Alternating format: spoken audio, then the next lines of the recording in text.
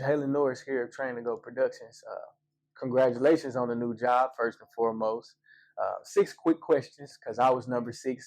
There you go. So, I like it. I like it. I like there's a reason. So question number 1 is, you spent the last 3 years at Campbell University in North Carolina. How was the move logistically here back to Texas?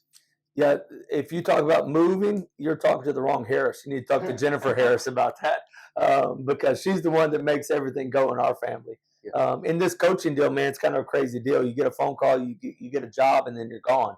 I've got 4 kids, and my wife took care of everything, man. And so it's matter of fact, what's crazy is when that happened, I was going to fly back up here to drive down with her. She's like, "Why are you coming back here? I got this. Just stay there. We'll meet you there."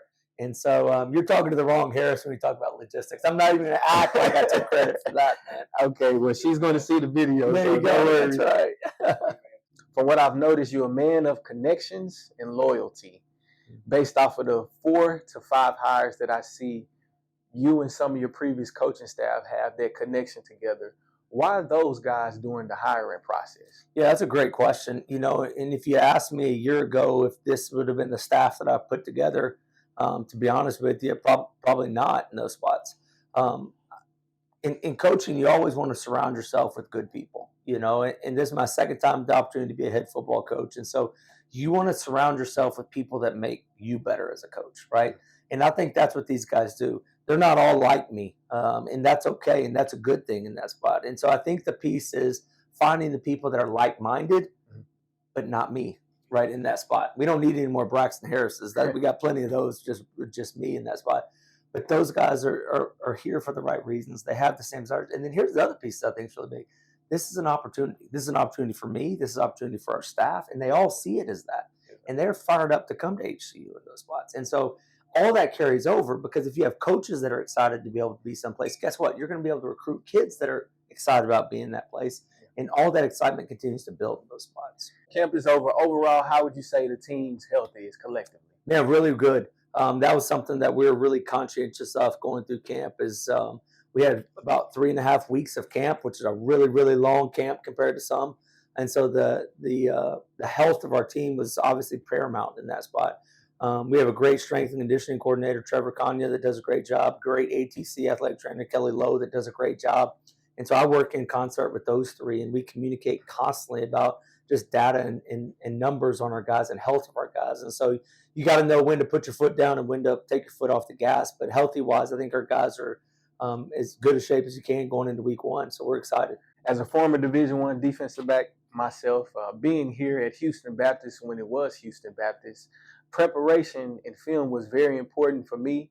Coach Henshaw was my safeties coach. Yeah. So time has definitely came in full circle. What are some things that you've noticed that Arkansas Baptist does well with the film that you do have on the program? Yeah, a week 1 game where you don't have any from the previous week is always a little bit, you don't know what you're going to walk into, right? Like we've got 3 or 4 games from them from the last couple of years.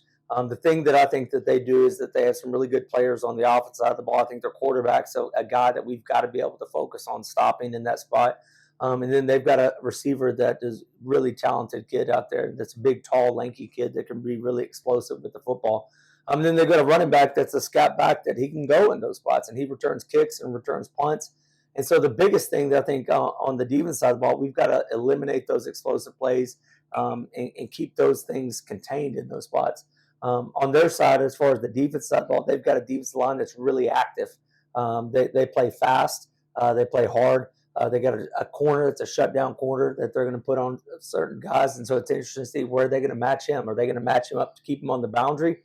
Are they going to travel him in those spots to be able to go? And then their linebackers, man, they play downhill and they play fast in those spots. And so the thing is, a week 1 showdown is you don't know what you're going to get. And the key is being able to adapt to whatever you didn't prep for. How do you make in-game adjustments on that? So being the second coach in HCU's history, with you being here for the last 8 months, what are some things that you've brought from Campbell that you would like to see done here at Houston Christian University in your first year? Well, I've been very fortunate in the course of my career that I've worked for really good guys and had a chance to be able to see that. And so Coach Minter at Campbell is definitely one of those.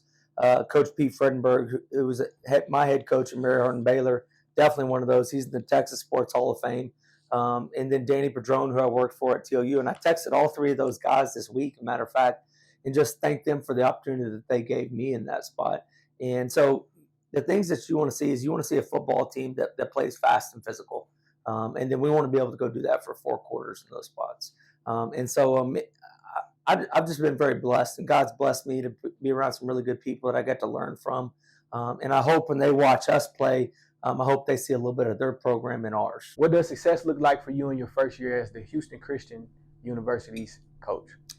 Yeah, I mean, success is every week, right? And that's the piece, is that you're playing, and you know this, Shaylin, because you played the game and you played at this level, is every week is its own season, right? Like every week, your lifespan is 1 week, right? And that's the thing we got to focus on every week. So success for us is consistency. Can we come back and regroup on every Tuesday? You know this, that we're going to have highs and we're going to have lows. That's every football season brings those, right? How do you respond to those things? You know, how do our kids come back from a big win? How do they come back from a negative situation? Do they come back and be able to wash that and be able to come back in the next day? Because I think if we can do that, I think you're going to have a really competitive football team here at HCU. And so for us, it's not necessarily about the opponent who you're playing. It's about, can we be mentally focused? Can we be mentally tough enough? Can our desires that we want to achieve, can they trump our feelings in the moment right there in that spot? If we can do that, we can be a mature football team. And mature football teams, as you guys know, they win football